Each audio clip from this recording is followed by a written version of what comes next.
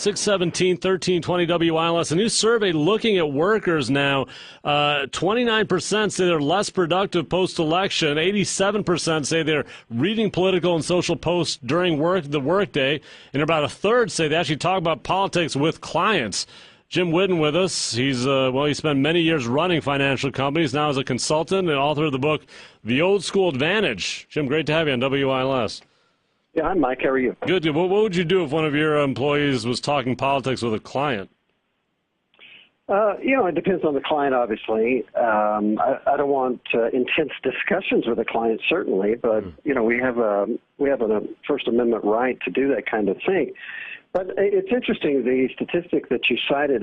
First of all, I have to doubt a little bit that statistic. It seems very high just on an anecdotal basis in my career.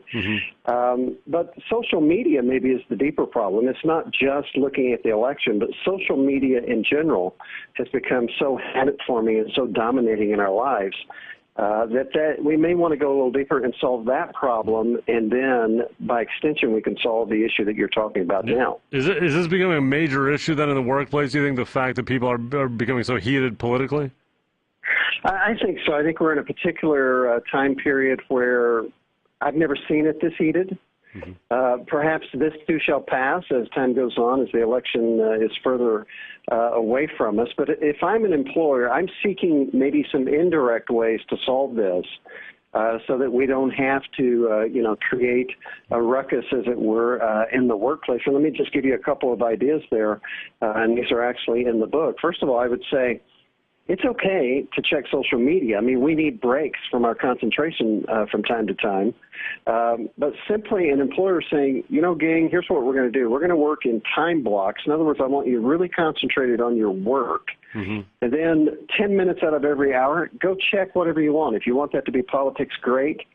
But try to set some guidelines, maybe not some rules, but at least some guidelines where we can have some modicum of concentration on our work. That, I think, is the bigger issue if I'm a boss. Are people going to feel like they're being micromanaged, though? It's possible, but again, we need some self-discipline. The other one maybe is even more subtle, but perhaps even more effective. We have a system called the traffic light system, and it's really this simple. Green time or green light time is productive, customer-centered, either communicating with a customer directly or looking for ways to find customers to communicate with. Yellow time is that necessary administration time we've all got.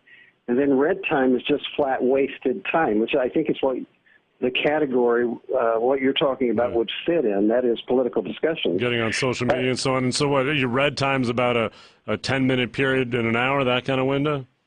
Yeah, if you have that much red time, that's not going to hurt anybody. But by just having some kind of system there and maybe just declaring, for 2 weeks, we're going to monitor our red, our green, and our yellow time. And again, I think that would indirectly allow employers to say, remember why you're here. You're here for customers, you're here for clients, and you're here to do your work. And then maybe that will refocus them on what really is important and maybe distract them a little bit from the politics. Yeah, no, would you discourage employees from talking about politics even among themselves at work? I probably would not. Again, if it's in the parameters we talked about. In other words, if it gets abusive in terms of a time frame or in terms of the interaction, and then I would throw them back into my book in Chapter 4. What this nation needs is really just a good old refresher course on how to have discourse. In other words, how to, when we disagree on something, how do we go about classical argumentation? I'm not talking about bickering. I'm talking about classical argumentation where you state a point, you answer questions about that point, and then you give the other person the same consideration or their turn. Do you think we've lost that art? Is that what you're saying? Oh, I don't think there's any question we've lost that art. Yeah. What is that? Are people listening to each other at all, or what's the problem there?